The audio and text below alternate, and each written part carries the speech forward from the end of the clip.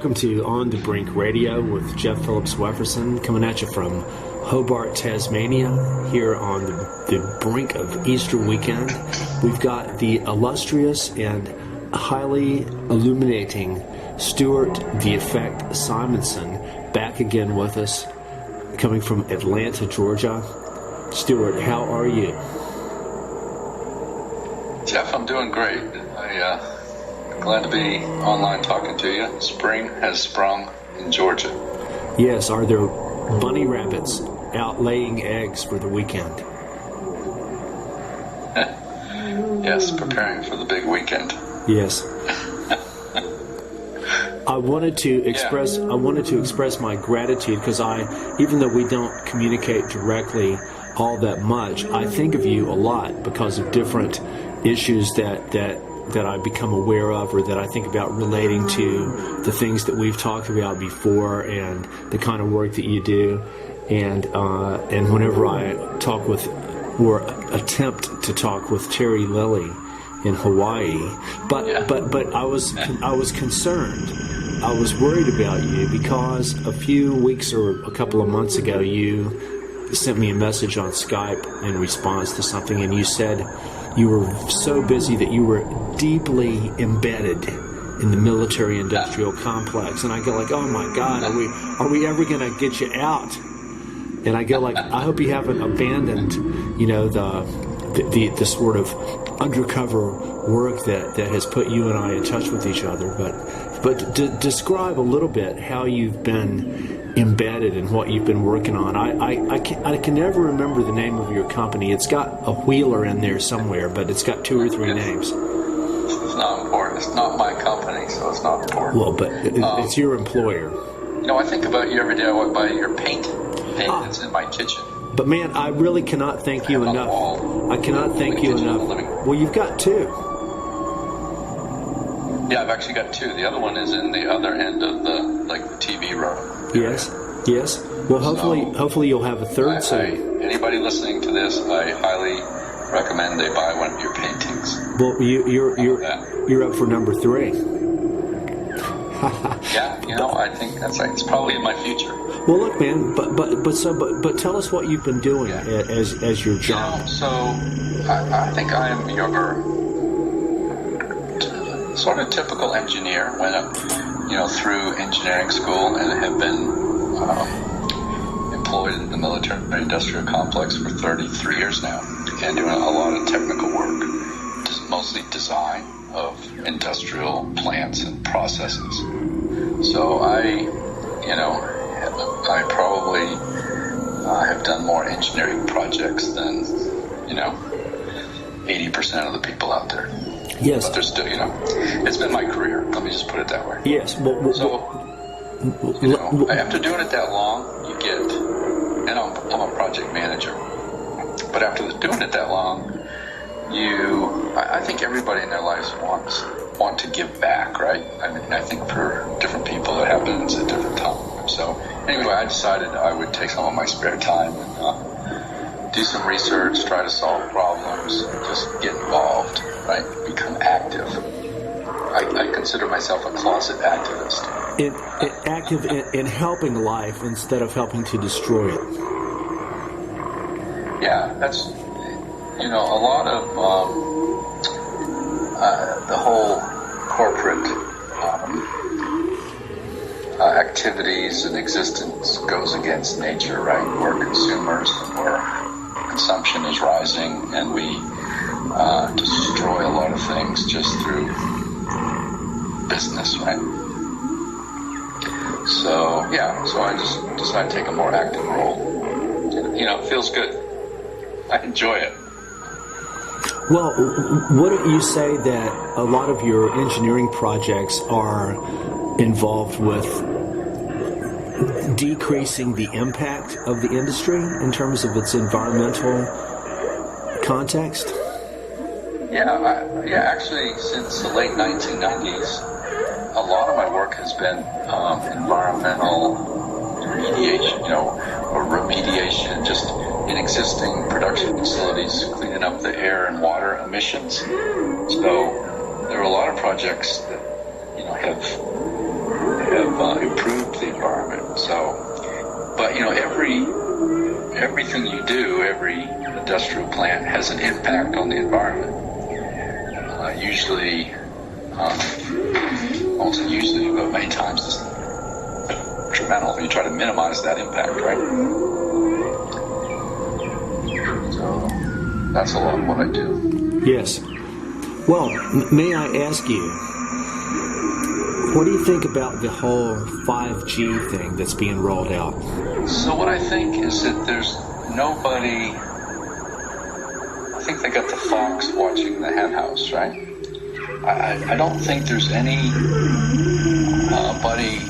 really in the government that, they may throw out some regulations, but there's nobody policing it. There's nobody looking closely at, unless the people force them to. The state and local governments don't really want to get involved with it. Yes. Well, so because of that, we're rolling out technology that we have no idea of what its impact could be. Exactly, and we can't. We can't know. Yeah, go ahead. Well, I would just. This is one of the things I was going to ask you about. If you look at what we call mutation in terms of our understanding of the human genome, yes, our understanding of what we call mutation is very limited because there is a well-known person who I mention him quite often. I saw him in a brilliant documentary about Rachel Carson after she published Silent Spring in 1962 or 1963, and his name is Dr. Arnold Lehman, Lehmann. He was a genetic toxicologist who was a colleague of Rachel Carson, and he was talking about how in the wake of the new synthetic mutagens that came into being mainly after World War II, both radiological and chemical toxicity, like for example cesium-137, strontium-90, all your radiological nuclides, and then all the chemical mutagens, specifically the biggest one of Rachel Carson's day was DDT. But he was saying that if we really want to begin to understand how these substances are affecting us genetically, we have to study at least 25 generations of people to really see what it's doing. And we that are alive now are only the third generation to exist since this stuff came into being. So we're just the very tip of the beginning of the experiment. We may not have even have had time to even see what this stuff is going to do eventually. So that's exactly what you're saying with the whole electromagnetic mutagen scenario is even newer, that hadn't really come on the radar in Rachel Carson's day, yet it's probably even greater in terms of its saturation of the immediate human environment. Yeah, I agree with that, and I think the real problem is there are a very limited number of scientists researching the effects of it, and they're far outnumbered by the number of scientists working for big corporations that are making lots of money selling it. Yes. Well, hopefully there may be a few more people like yourself that are on the payroll of the big guys, but who might be on the side doing some really cool sort of quasi undercover work. Yeah, and I don't try to be undercover. No, but you know what I mean. I just want. I don't think I want anything different than many people, is to have a clean environment, a safe environment for their children to grow up in, right? You want to have grandchildren with only one head. Yeah, one, two eyes, all that. And heaven forbid my kids are both healthy, but they grow up and have a child that's disabled because of some environmental influence that nobody knew about, or people made lots of money off and didn't tell people. So I think it's a lot like tobacco, back 50 years ago. it's heavily sold and marketed, and it's the impact of it. It will be known, right? All truths will come to the surface sooner or later. So, Well, I think it will be known, and people will, look back at all the, potential suffering that was caused by it. That's what I think. I mean, and what I get fed up with is you go around, you take your kids to a beach in a coral reef now, and they're mostly diseased and dead up and down the U.S. coastlines. yes. Well, look, but let me just ask you this before we go to that. With tobacco, at least it's a plant, and it is possible to have certified organic tobacco, possibly that you even grew yourself. But do you think that we might have certified organic 5G that might be safe? I don't think it ever will be. Number one, I don't think it's organic, right? It was just a joke. I think the big problem, and if you've read enough research on it, it's not that it's ionizing radiation, but it's oxidizing. It's causing a lot of electron exchange. Yes. Well, may I ask you? I read that the 5G terahertz bandwidth actually it interacts specifically with the oxygen molecule. Can you tell us about that? Well, I mean, oxidation is the most common reaction. I talk about it a lot. Is redox reactions, reduction and oxidation. So engineers, we know it as corrosion. Okay, we deal with just tremendous amounts of corrosion in industry, and biologists call it oxidative stress. Okay, so but the cause is the same. It's electron exchange, and when you send out high frequency radiation, you move a lot of electrons. And if you don't believe me, stick a fork in the microwave and let it touch the edge when you turn your microwave on, and you'll see all kinds of electrons. So microwave radiation, electrons, and when electrons are exchanged, it triggers oxidation. When a mineral loses its electron, it gets attacked by oxygen and free radicals. So it's unhealthy. And the more you're immersed in this EMF pollution, the more you're subject to it. Yes. So you said that when you go to the beach, you're seeing the reefs and everything looks like it's just corroding? Yeah, I think it's oxidative stress. It's what a biologist would call oxidative stress. And what I mean is I think we put any kind of minerals pollution that we're putting into the water, or any shipping that's using any sort of metals or voltage that they're putting into the seawater and electrical charge, that they're triggering accelerated oxidation. And it looks just like corrosion, right? The reef is banding, and it's these black rings are expanding. It looks just like metal corrosion. And that's because our coral reef is actually made of metal. I try to tell most people that, but the calcium structure and magnesium, those are metals, and they corrode they oxidize very easily. So what I'm trying to tell people is the coral's house is on fire. We're burning his house one electron at a time. That's what I believe it is. And it's causing oxidative stress on all the critters that live on the reef. Would you say that's what I think it is? Yes, and this touches on what we've talked about before in previous interviews. Would you say that these conditions are concentrated around coastal areas and specifically in shipping lanes, sort of probability in areas, but would it be out into the far ocean away from civilization as well? So I think the further you get out, and of course the deeper the ocean, of course the coral reefs are all in shallow water, right? They're all mostly near near coastal in the shallows. So they're going to be in the most oxygenated water, and they're going to be the most susceptible to oxidative stress. So, unfortunately, that's where most of our good percent population, and of course the shipping lanes.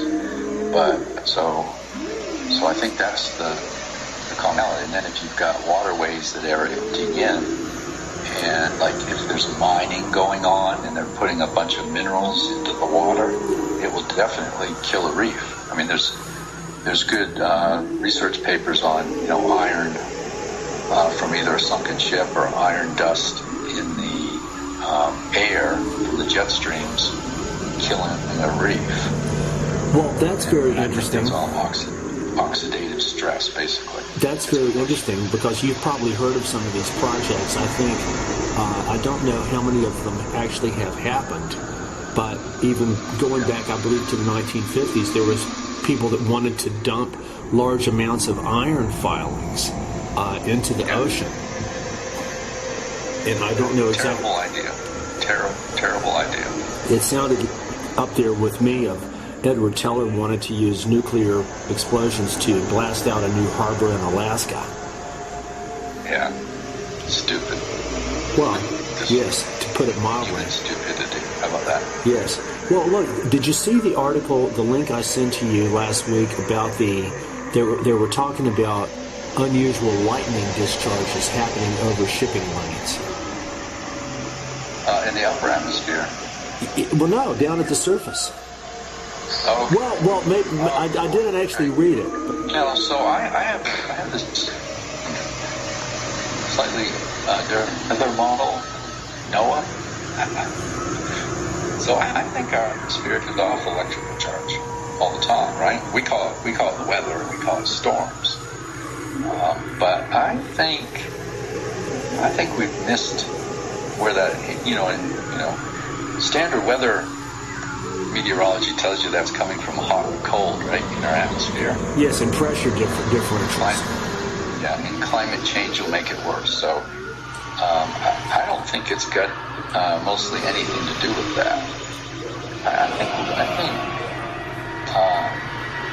I think there's another actor there that they've completely missed, and that's what my weather model is on my blog. And you guys, I hear Terry and some others talk about chemtrails and all that. I don't buy into most of that. I do buy into the pollution from military jets and commercial jetliners. That's real. Okay, and they do leave vapor trails, and there is NOx, combustion products in there. So it is polluting. But I think, and I told you this before, I have this atmospheric weather model based on inflation. That our atmosphere is actually sort of blowing up like a balloon. It's inflating. You mean physically? That's where the electric charge and the energy comes from. You mean it's increasing model of the weather. Increasing in size? Yeah, no. Think of a gas expanding. What I'm saying is that that space-time, which is how they say there's an unstable atmosphere when a storm is coming. And all I'm saying is I think that's an unstable space-time. I think there's inflation occurring, and entropy is increasing. So basically what's happening is the entropy of the gas in our atmosphere is increasing all the time. You know what entropy is? Yes. Yeah, it's the randomness. So, and they say time follows kind of increasing entropy, right?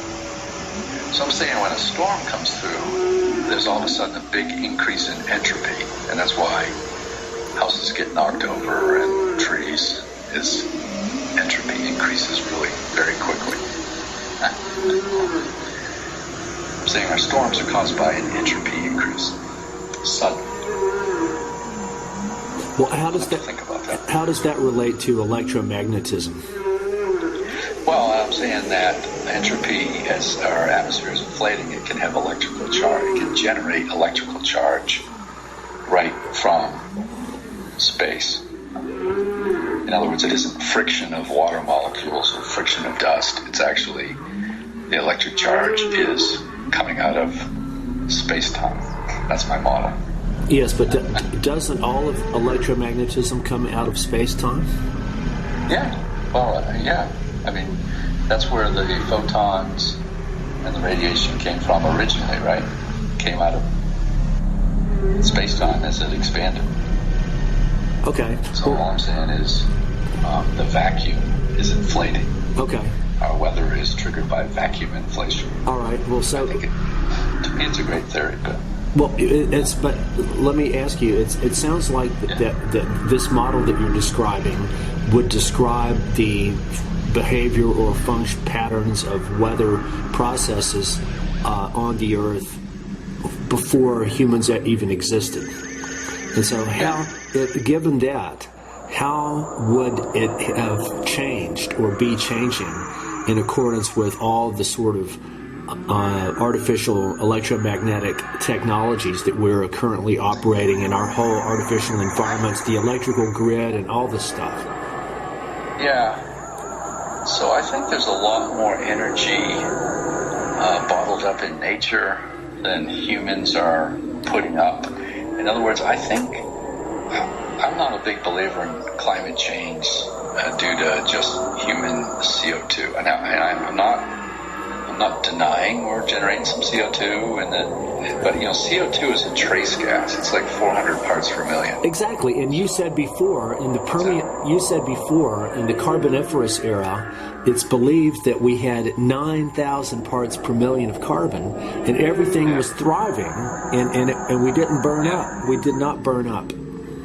That's right. So I don't believe climate change. It may even increase species, or it's going to change species a little bit. There'll be warmer areas, and the water levels may rise, but I don't think that's an immediate danger to humans. I think humans are the immediate danger to humans, right? So I think nature has a lot more energy bottled up that it releases at times than humans will generate. They say that, like I got some post on my blog, the Moore, Oklahoma City tornado, it lasted about 30 minutes and released 100 Hiroshima bombs worth of energy. One tornado. Yes, and what units? Inert nitrogen, that air, which is mostly inert nitrogen and 20% oxygen, was able to generate 100 Hiroshima bombs of energy? Yes. I don't believe that. What units of energy would you use to describe that?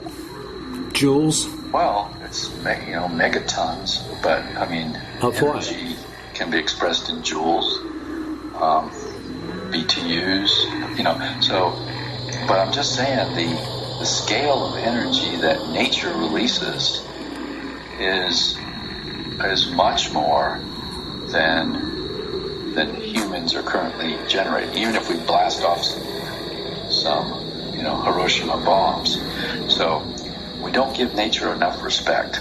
Well, but what you're talking about is precisely the central tenet of geophysical warfare. Like Gordon MacDonald wrote about how the key to manipulating weather and tectonic processes and stuff is to tap into and to trigger the release of these exact massive stored potential energy reservoirs that you're talking about.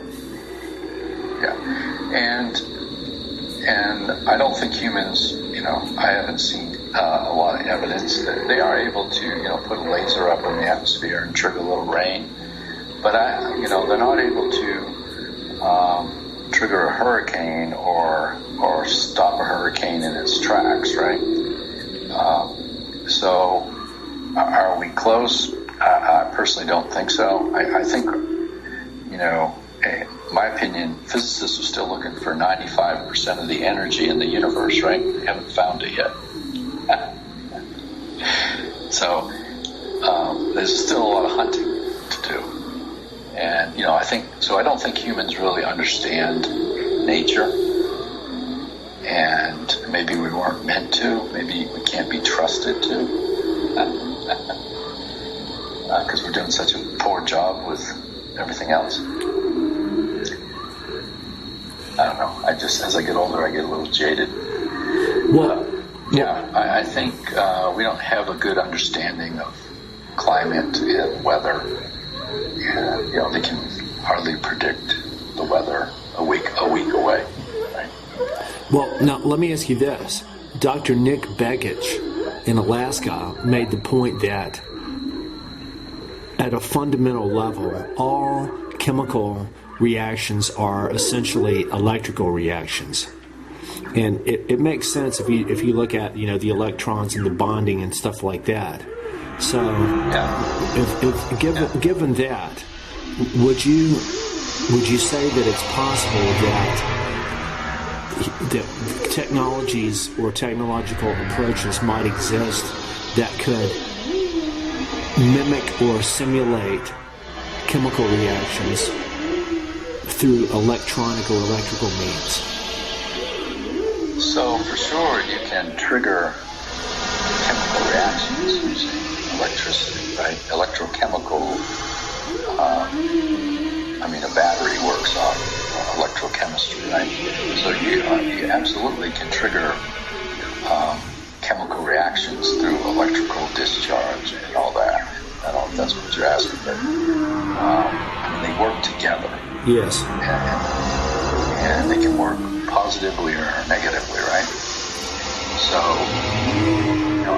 that's what I try to make it simple, for me to understand. And so, you can boil a lot down to all the electrons, right? An electron, the interesting thing, if you study them enough, they're not really, we're sort of taught growing up that electrons run along a wire, inside the wire, and that's not really true. Electrons set up a field, and they take all paths in that field, right? That's quantum field theory. It says that there's elementary particles. They're really particles of a field, and meaning you might find that electron anywhere in that field, and that field might stretch out to the moon, right? And so that electron takes all those paths, and he creates a field. So just like when you put up a radar station or a high-gain antenna, it generates an electromagnetic field and fills up the whole space, right? It's just like when you turn on a flashlight in a dark room, it lights up the whole room, right?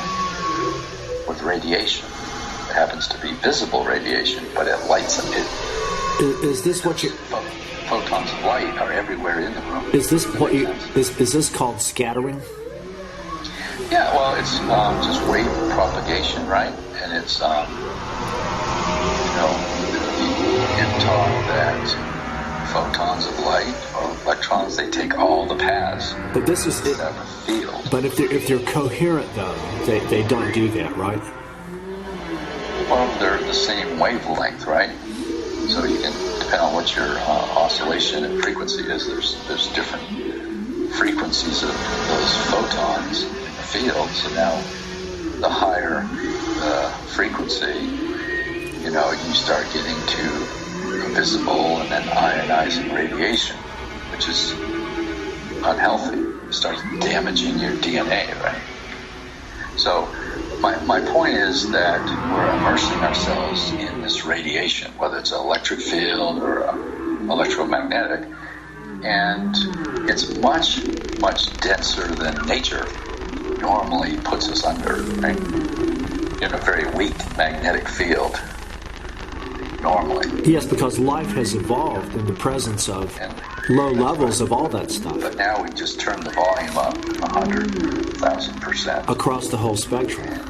Yeah, and what I think, and if you read it triggers oxidation, which engineers know as corrosion, biologists know it as oxidative stress.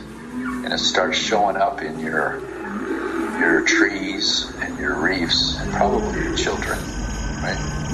Could corrosion be happening inside our brains, inside our neurons? Yeah, absolutely. It's oxidative stress. I mean, a doctor or a biologist won't call it corrosion. They'll call it oxidative stress. Well, how will that manifest physically or organically? Well, it's probably the same way. What happens is your minerals start getting attacked by these reactive oxygen species. Your minerals lose electrons, so now any oxygen in your bloodstream starts attacking the bones or starts attacking the cells because they're losing electrons. And a lot of your voltage channels in the cells are calcium-based voltage channels. They're very sensitive to electrical potential, right? Yes. So if you start screwing with that, you're going to get adverse effects. Well, but would stuff start to crystallize in us that should not be crystals?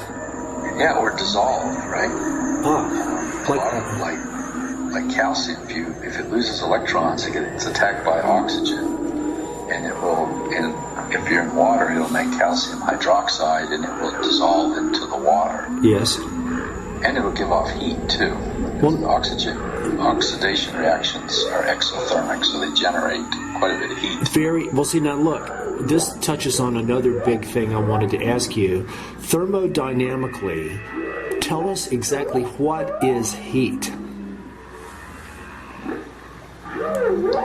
What is the what? Say it again. What is heat? What does that mean? It's really a measurement of radiation, right? It's thermal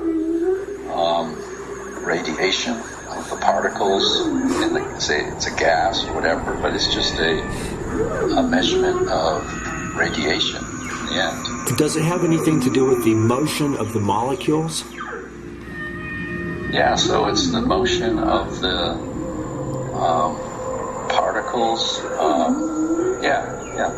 Well, it's the vibrational energy, and it's low frequency thermal radiation. Yes. Well, what I wanted to ask is, can you describe the difference between the heating that we feel from sunlight versus the heating that we feel from microwaves? So I heard the first part, heating from sunlight versus what type of heating? The heating from microwaves or radar. Well, I mean, it's all photon radiation, okay? I mean, sunlight is visible radiation in a certain wavelength and frequency. So, and then microwaves and radio waves are a little bit lower on that scale, but they penetrate further into you, right? They're actually longer wavelength, so they penetrate more deeply than solar radiation. Now there's a component of visible radiation that's also ultraviolet, right? And the ultraviolet can be damaging to your cells.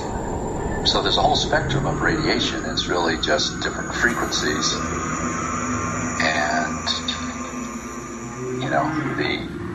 depending on the frequency, it may penetrate, pass through you. A lot of the energy may pass through you or get absorbed in you. Does that make sense? Yes. Because in my mind, I've sort of mentioned before that one of the things I try to do is to create maps or quantitative analyses of, for example, the total amount of microwave energy that humanity is pumping out at any given time, or the total amount of radiological nuclides that exist. And it's an impossible task, and I'm not sure that enough zeros exist in order to do it. But if you look, for example, at how much, like you've started kind of doing this with some of your maps of, for example, the amount of microwave transmitters in Hollywood. Yeah. And, all I did there, and that was my first research, that actually got quite a bit of attention. And there was an autism study done by Columbia University. I overlaid it in Google Earth, and then I downloaded 12,000 antennas from the FCC database. I wrote a Python code that put it into Google Earth, and mapped it. And I found that there was extremely high correlation. The autism cluster which has 400% more higher rate of autism, and it's northern Los Angeles, and so it has 400% more kids with autism, and I measured, and it has over 450% more microwave broadcast antennas than any place in California or the country. So that's a spatial correlation, right? And it's pretty strong. And then I downloaded the FCC spreadsheets on calculating the safe distance around the antennas, and one of those antenna farms has 20 or so high-gain satellite broadcast antennas. It says the safe distance is 5 miles or so around that. And it's right in the middle of the autism cluster. So I think they've fucked up, and I don't think anybody's policing it or watching it. And I don't think anybody looked at it until I mapped it. And I put it out there. And yes, it's got a lot of attention. I got an email from a university professor just a few weeks ago. Now, is anybody doing anything about it? I've lost, they raise money, right? They have fundraisers for autism. They spend money studying its effects, but, how many people are really out there looking for what's causing it, right? I don't think they want to know. I don't think industry wants to know. I think they would rather just give money to the cause than finding out they may be partially responsible for it. Does that make sense? Absolutely. Yeah. So I do a lot of mapping. I've done a lot of programming, so I can handle data sets pretty well. And and then it was similar to the reefs. I had downloaded, I had a good idea where most of the military installations, and Terry Lilly, Terry, he's a little kooky at times, but Terry he's brilliant in what he does, right? He dives every day, he takes fantastic videos, he loves the ocean and the marine life, and he wants to protect it, right? And kudos to Terry. Absolutely. And he sees what's happening. Not sure just what's causing it, but he puts it out there for other people to see. Yes. That's great. I think he would like it if he never had to deal with people.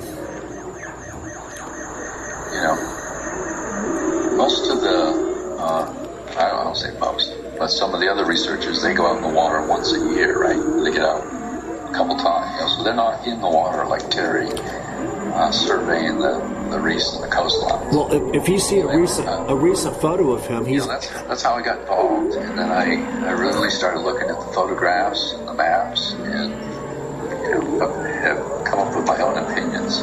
Terry has gill slits on his neck now. Data. Say that again, Jeff. Terry has gill slits on his neck. Yes, he does. He does. Well, look, I've asked you this before, and it's an impossible request, but could you sit down and create a set of calculations that would be a rough estimate of the total amount of microwaves that are being transmitted by humanity at any given instant? Could I? Probably not, Jeff. Why not? I could take a certain area and extrapolate it. Because, you have to know every cell tower. Exactly, cell but towers, wouldn't be able... broadcast antennas. It would be hard Wi-Fi. for the Western countries. That information would probably be available, but not so much for the for countries like Russia and China. You'd have to make a broad, educated guess. But if you looked at the amount per capita and sort of extrapolated, but could you do that? I'm sure I could. Do I have enough time or want to spend the time doing it? I don't know. If it's a billion gigawatts versus 2 billion. Is it really going to make a difference? Well, yes, I mean, what do we? well, I think people are impressed by big numbers, and the more numbers you can hand out, the more authoritative we're going to seem, and people are going to go like, look, these dudes are experts, regardless of even if they don't admit it. They're experts because look, they've got these figures with all those zeros, and that means a lot. Yeah. But I have a theory, and I have a lot of theories, but I got a scientist over in Spain.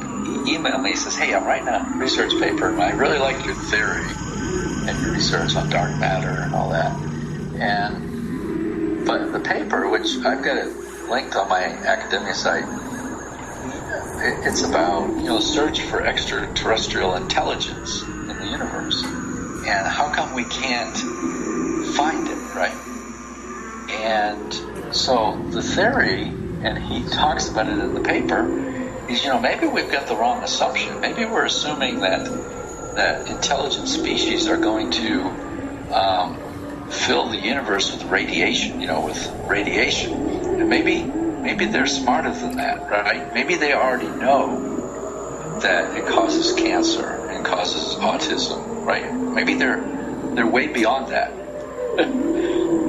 Of course they know this. Find them is they're not using radio waves. Of course they don't. Because they're unhealthy. What you're saying right now is exactly what I told people like Carl Sagan and Frank Drake and all the SETI astronomers back in the 1990s when I visited them because of my dolphin research. I go like, look, and then even, do you know who Freeman Dyson is? Yeah.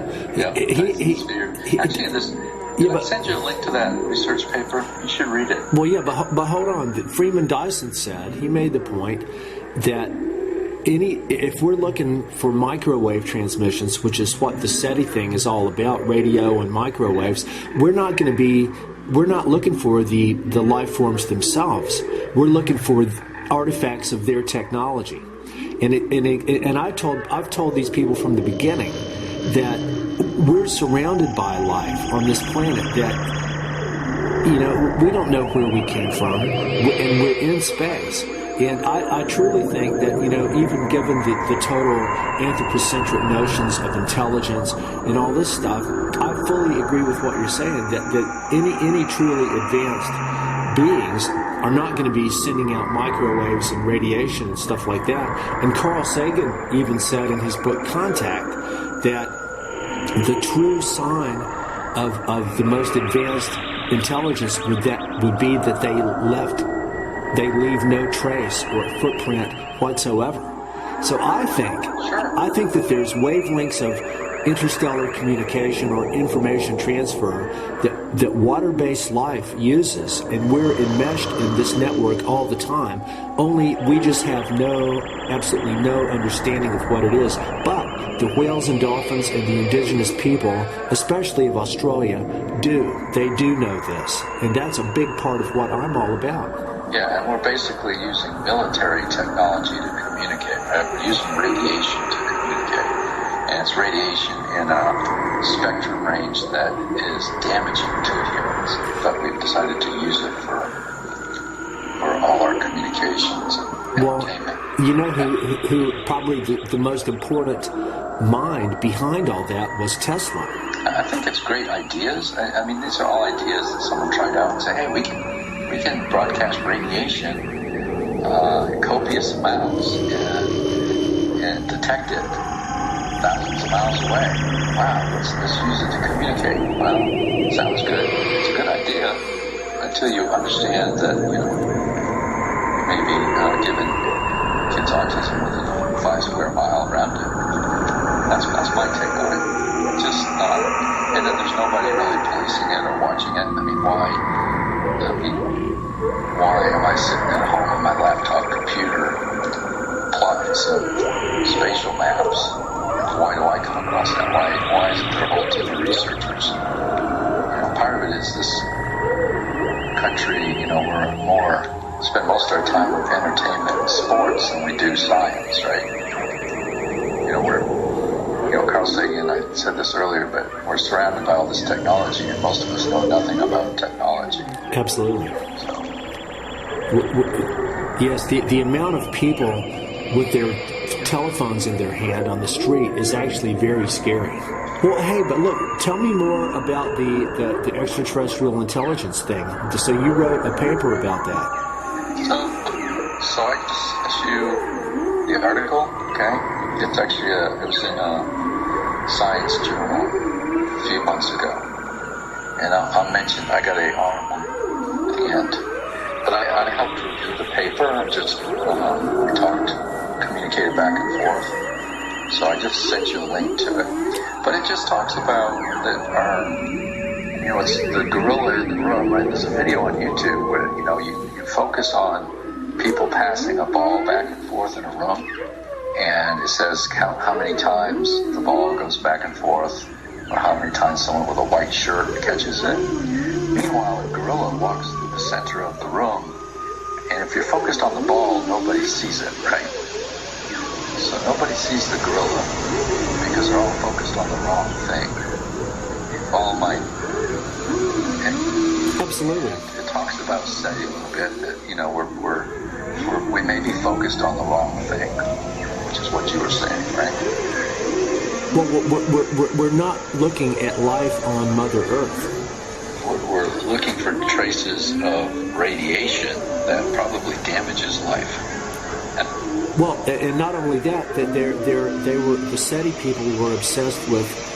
They think that we're the only intelligent species, and that maybe some other species might have a little bit, and but they're blind to the intelligence of biological life, of which we're a tiny part, thinking that they're going to detect it through somebody using microwaves on a different star system.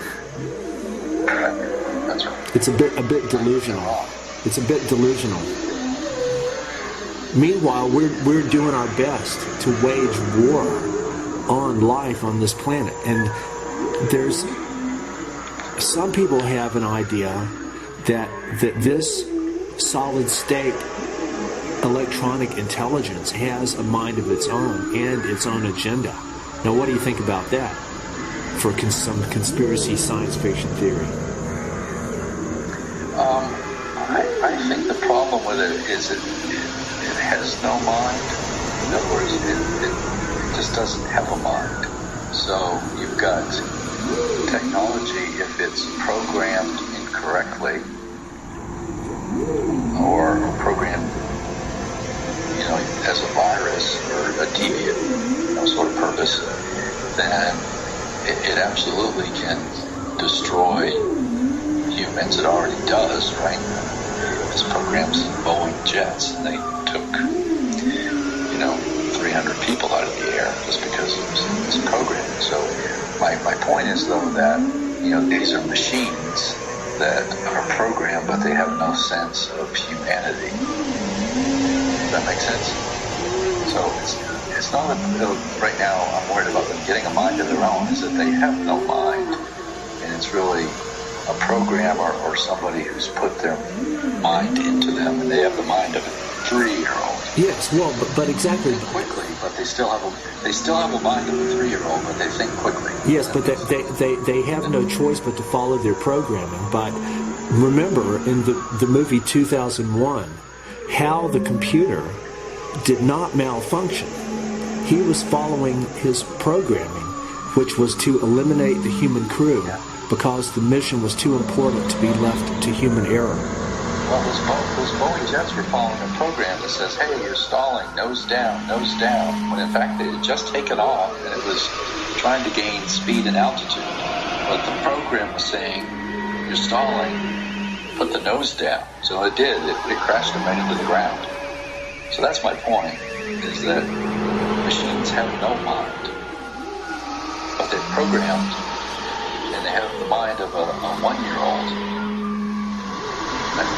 They think quickly. They can process a lot of information, but they still have they have the decision making of a 1-year-old if they're programmed incorrectly. Yes. Does that make sense? Yes. Well, now let me ask you this: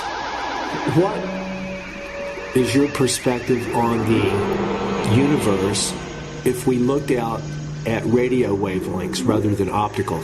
Right, radio waves, pulsars, and all that. So I think it's a natural part of the spectrum. But there's a certain level which is harmful. Does that answer your question? Yes, but I guess what I was asking is, how different does the universe look at radio wavelengths rather than at optical? I'm sure it looks quite a bit different. I don't know that I've really looked at a radio spectrum across the universe, so I can't really say I can answer that. Well, I guess what I'm getting at is that we're talking about different frequencies. And so do you think that it might be possible that there's even, for example, a galaxy that the whole structure of the galaxy is at a significantly different frequency domain than us, and so it may have the appearance of physical matter to itself, but to us it would almost be virtual. Or, I mean, do you see what I'm saying? Yeah, and I think you're right. Objects like pulsars and all that, there's different densities of the radiation, right? There's different power densities and it's all across the spectrum. So certain areas aren't going to be amenable to our type of life. Now, some other type of life might be able to survive there. But so yeah, I don't think anything. I think the universe leaves a lot of room for variation, right? Yes. Well, do you remember an old science fiction TV series called The Outer Limits? Outer Limits? I think I remember it, but I don't remember the show. I don't remember watching it. Well, I'll send you a link to watch the very first episode, because it's a scientist at a radio station who is using the antenna, the transmitter, to tune into a microwave being in the Andromeda Galaxy. Okay. And it's quite good. Yeah, I see that. It came out in, what year? 1963 to 5. So I was born in 1964. It's right in my age range. I was a little bit young. Yes. I've been telling people that they ask me where I'm from, and I say I'm from the Andromeda Galaxy. And I go like, yeah, we learned English from all your TV shows that came through. Yeah. But that's not right. Watch a lot of Star Trek. Yeah, but that couldn't be right, because Andromeda is 1.2 million light years, and so Gilligan's Island wouldn't have got there yet. But look, let's draw this to a close. I think we're losing our connection, and we've covered a lot of the high spots. But do you have a brief summation or a message for humanity that you'd like to leave us with? So I think it's the same thing I said last time. Wake up. Take action. Life is short. Don't be afraid to put it out there. We're all in this together. We'll all go down together. We're all sharing equally of the same mutagens. Yeah. Yep. Well, look, this is On the Brink Radio signing off with Stewart the Effect Simonson. Man, thank you so much for your time. You're very welcome.